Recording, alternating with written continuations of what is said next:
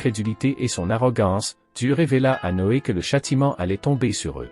« Construis une arche, Noé, lui ordonna Dieu, car un déluge va engloutir la terre.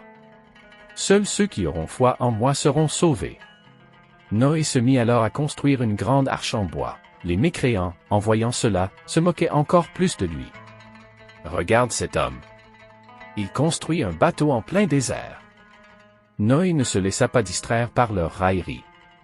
Il savait que la promesse de Dieu était proche. Une fois l'arche terminée, Dieu ordonna à Noé d'y embarquer avec sa famille et les croyants, ainsi que des couples de chaque espèce animale. Peu après, le ciel s'assombrit.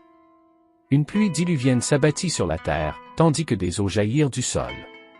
Le niveau des eaux monta rapidement, submergeant tout sur son passage. Ceux qui avaient rejeté le message de Noé furent engloutis par les flots. Alors que l'arche flottait sur l'immensité de l'eau, Noé vit l'un de ses fils, qui refusait toujours de croire, lutter contre les vagues. Noé, le cœur brisé, lui cria, « Monte avec nous, mon fils.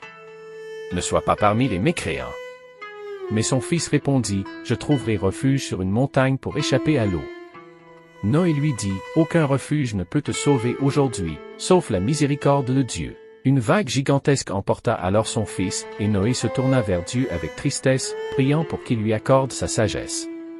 Après des jours de tempête, Dieu ordonna aux eaux de se retirer. L'arche s'immobilisa sur le mont Judi. Noé et les croyants, pleins de gratitude, descendirent sur la terre sèche et reconstruisirent leur vie.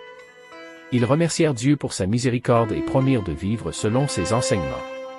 Ainsi, Noé devint un symbole de foi, de patience et de confiance en Dieu, un modèle pour toutes les générations à venir. Que cette histoire nous rappelle l'importance de rester fidèle à Dieu, même face aux épreuves les plus difficiles.